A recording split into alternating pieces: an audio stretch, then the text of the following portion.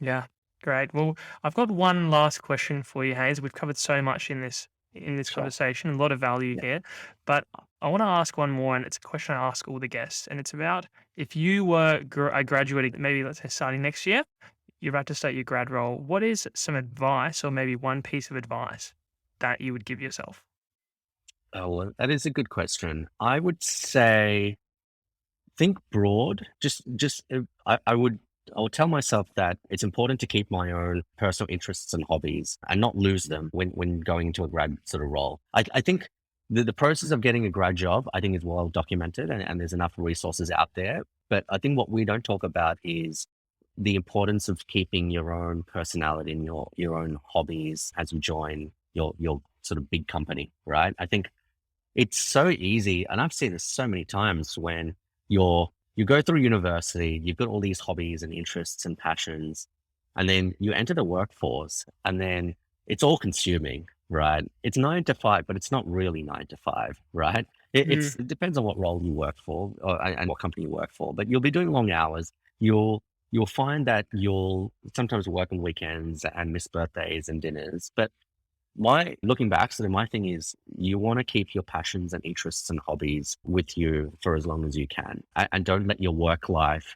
basically take over your whole life because it's easy to do that. There is always work. There will always be work. But, if you're into sport or gym or dancing or teaching or mentoring or have a business or whatever it is that gives you that joy and satisfaction in your life, you need to keep that because you'll realize that there are times when work isn't great. And whether you've had a tough week or you're really stressed, you do rely on your personal hobbies and interests to basically pick you up from that.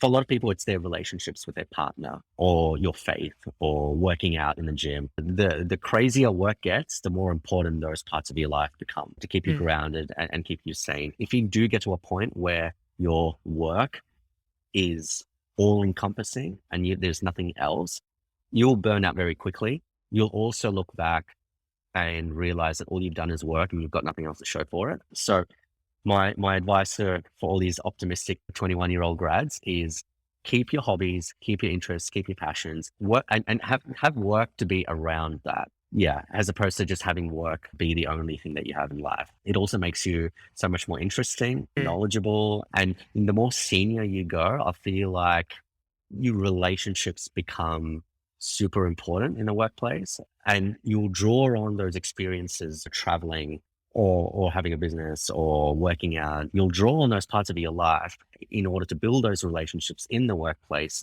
the more senior you get. So that's something I'd probably recommend.